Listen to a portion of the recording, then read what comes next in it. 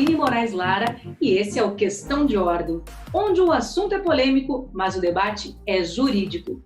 Desde 2018, muito se tem discutido a respeito das informações que são disseminadas nas redes sociais. Diante disso, o Senado aprovou a chamada Lei das Fake News, que agora está sendo debatida na Câmara dos Deputados. Esse é o assunto de hoje. Para conversar conosco estão os advogados Fausto Santos Moraes e Lucas Carini. Lucas, eu gostaria que você começasse nos explicando qual que é a sua impressão inicial a respeito deste projeto. Obrigado, Aline. A Lei Brasileira de Liberdade, Responsabilidade e Transparência na Internet, que vem sendo chamada da Lei das Fake News, mas que não se limita a somente isso, tem como ponto focal, na minha opinião, a discussão sobre a liberdade de expressão. A liberdade de expressão, como se sabe, é assegurada em inúmeros tratados internacionais. Cito como exemplo a Declaração Universal de Direitos Humanos da ONU de 1948, temos o Pacto Internacional sobre Direitos Civis e Políticos de 1966, também da ONU, e também a Convenção Americana sobre Direitos Humanos da OEA de 69. Todos esses tratados internacionais são signatários, o Brasil é signatário desses tratados. E a liberdade de expressão não é prevista somente nesses tratados. A Constituição brasileira assegura o direito de liberdade de expressão e ele consta em diversos dispositivos da Carta Magna Brasileira, como no artigo 5º e também no artigo 220, que traz como previsão que a criação, expressão e informação de qualquer forma, como liberdade de expressão, não pode sofrer restrição, mas deve ser observado o disposto na Constituição. Ou seja, a própria Constituição, ao tratar generosamente do direito de expressão, assegura que esse direito, garante esse direito, contudo, destaca que ele não é de aplicação irrestrita, ou seja, ele tem uma limitação. Quando a Constituição fala que deve ser observado o disposto nesta Constituição. O que isso significa? Mesmo antes da chamada Lei das Fake News, já existe na Constituição uma limitação ao direito de liberdade de expressão. E com a aprovação e vigência da lei, que agora vai passar para a Câmara dos Deputados e depois vai ter que ser sancionada pelo presidente, já enfrenta a limitação do direito de liberdade de expressão na própria Constituição. Ou seja, os direitos fundamentais devem ser observados como um todo. Não há uma hierarquia entre eles.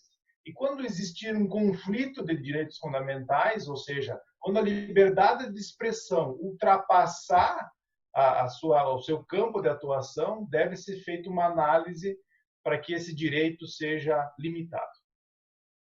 Fausto, na sua opinião, quais são os principais problemas dessa proposta? Olá, Aline. Acredito que os principais problemas dessa proposta sejam relacionados ao exercício da liberdade de expressão, como bem pontuou o Lucas. Hoje nós temos um acesso a essas plataformas virtuais e elas permitem que as pessoas possam manifestar a sua expressão de diversas maneiras. A gente pode fazer vídeo, a gente pode fazer áudio, a gente pode postar alguma coisa escrita. Para a gente ter uma ideia, no ano de 2019, uma pessoa fez uma live pelo Facebook, estando ela armada com um rifle, invadiu uma igreja cristã e matou mais de 50 pessoas. Isso foi transmitido ao vivo no Facebook. O Facebook, quando percebeu esse conteúdo, ele conseguiu derrubar essa publicação ao vivo. Entretanto, mais de 1.500.000 pessoas fizeram o download desse vídeo e depois repostaram esse vídeo nas mídias sociais, no YouTube, no Twitter. O Facebook também relata que, por esse caso específico, ele conseguiu bloquear 1.200.000 tentativas de acesso a download daquele vídeo. Ou seja, as pessoas elas acabam fazendo download dos vídeos, das informações nas mídias sociais, e aí utilizam para diversas maneiras, para diversas formas de manifestação da sua expressão. E a lei ela vem tentar tratar um pouco disso. De que maneira as pessoas devem se comportar ou estabelecer procedimentos e regras no comportamento dessas pessoas nas redes sociais. É interessante saber que uma das grandes discussões que esse projeto de lei coloca em pauta é: deve o direito regular o conteúdo do exercício da liberdade de expressão ou deve o direito acabar coordenando ou regulando um procedimento para nós analisarmos esse conteúdo? Uma outra grande questão que eu acho que chama atenção é que hoje nós estamos diante de uma sociedade da informação. E essa sociedade da informação engaja muitas pessoas a se manifestarem, se expressarem pelas plataformas virtuais. Para nós termos ideia, o Facebook tem hoje no mundo mais de 2 bilhões e 700 milhões de usuários. O Google tem mais de 2 bilhões e 500 milhões de usuários. Ou seja, a nossa sociedade ela utiliza muito as mídias sociais para se expressar.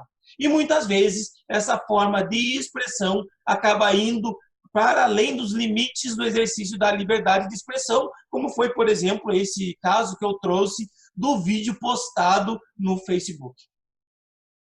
Lucas, qual que é a importância dessa discussão nesse momento? Veja bem, Aline, o reconhecimento constitucional do direito de expressão, ele compreende essa possibilidade de exteriorizar as suas crenças, as suas convicções, as suas ideias, as suas opiniões. Ou seja, essa proteção conferida pelo direito de expressão, ela vai além do ato de pensar. Ou seja, alcança a possibilidade da pessoa divulgar o que se pensa. E toda essa proteção constitucional e dos tratados traz uma carga argumentativa em favor do direito de expressão. Contudo, isso é importante destacar que, no momento atual, recai um ônus da prova sobre a vítima, sobre aquele que alega o prejuízo da divulgação da mensagem. E é nesse ponto que a chamada lei das fake news tem um papel importante, que é acabar com essa cultura de que a internet é uma terra sem lei. Porque não se pode confundir liberdade de expressões com manifestações ou mensagens violentas ou intolerantes, ou que tenha conteúdo preconceituoso, que é o chamado discurso de ódio. A liberdade de expressão, isso não se tem dúvida, ela é basilar para a existência e a sustentação do regime democrático. Todavia, não se pode aceitar postagens, como o Fausto mencionou, ou vídeos que insultam, intimidam, assediam as pessoas, seja em virtude da sua raça, cor, nacionalidade, sexo ou religião. Inclusive, a Constituição ela proíbe expressamente, dizendo que a lei punirá qualquer discriminação atentatória aos direitos e liberdades fundamentais. Isso está lá no artigo 5º. Ou seja, o discurso que consiste na divulgação de mensagens que difundem ou estimulam o ódio, seja ele de qualquer forma ou formas baseadas em intolerância, isso não é liberdade de expressão e não está assegurado pela Constituição brasileira.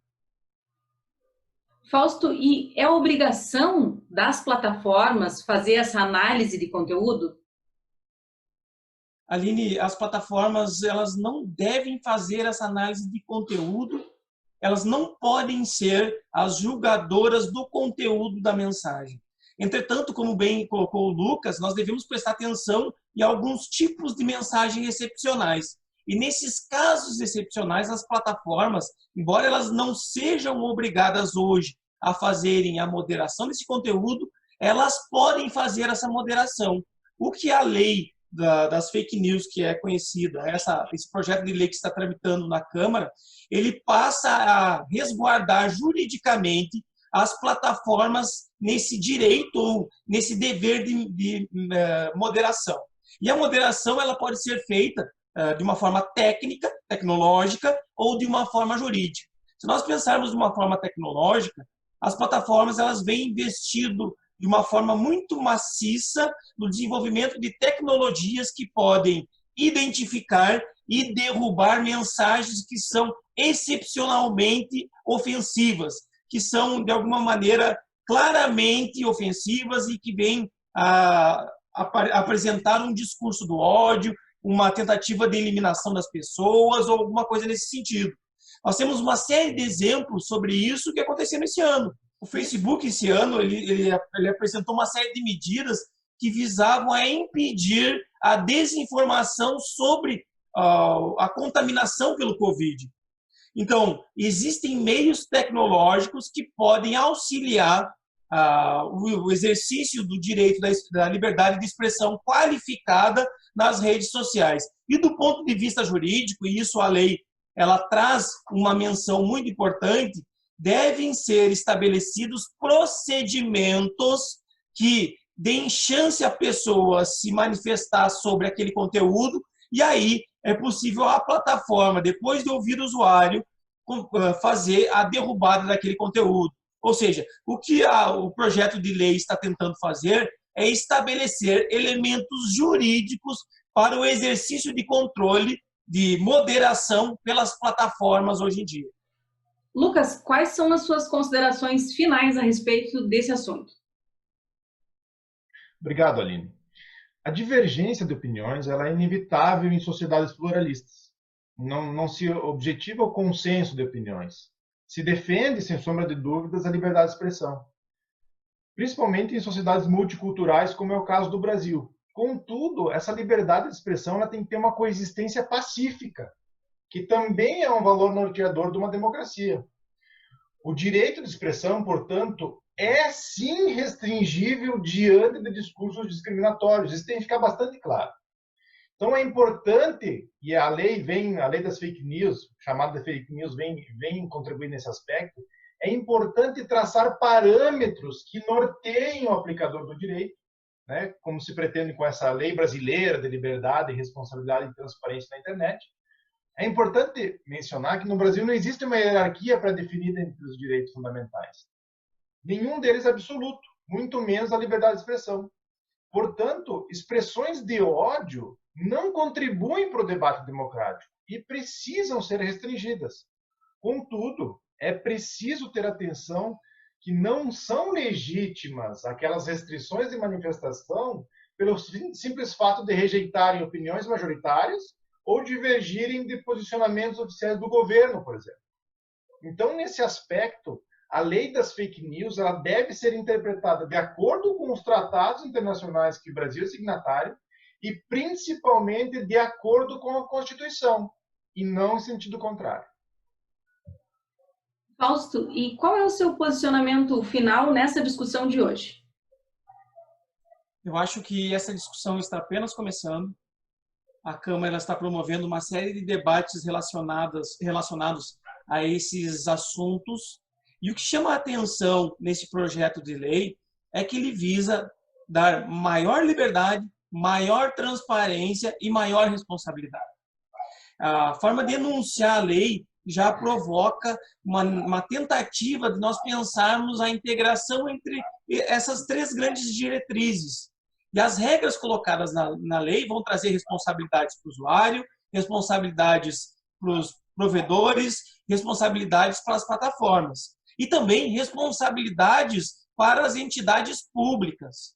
O poder público também vai ser responsável por uma série de usos das suas redes sociais e também as pessoas que estão engajadas em cargos públicos vão ter que assumir uma nova postura diante dessas responsabilidades. Eu acredito que, embora esse projeto de lei esteja apenas iniciando uma discussão sobre a responsabilidade no exercício da liberdade de expressão e o combate à desinformação, ele pode contribuir muito com uma forma de debate público, especialmente considerando uma série de assuntos que nós devemos discutir no nosso país. Por exemplo, assuntos políticos. Neste ano nós vamos ter as eleições e, com certeza, as mídias vão ser utilizadas, as plataformas vão ser utilizadas de uma forma muito ampla para discutir as propostas e aí, muitas vezes, pode surgir essa desinformação, uma forma de ataque. O que nós vimos nas eleições de 2018, por exemplo, foi a existência de uma legislação eleitoral que trazia uma série de regramentos para o exercício da liberdade de expressão eleitoral. O que se viu no que diz respeito às eleições presidenciais, por exemplo, foi alguma inefetividade do Superior Tribunal Eleitoral em definir questões que envolviam desinformação. Então, eu acredito que essa lei, embora seja um ponto inicial, vai ajudar muito a nós entendermos a responsabilidade no uso das redes sociais. Esse foi o Questão de Ordem de hoje. Conversamos com Fausto Santos Moraes e Lucas Carini sobre o projeto de lei que fala das fake news. Você que gosta de um conteúdo jurídico de qualidade, aproveite e nos siga nas redes sociais. Siga-nos no Instagram, no YouTube, @legalnews. Obrigada e até a próxima.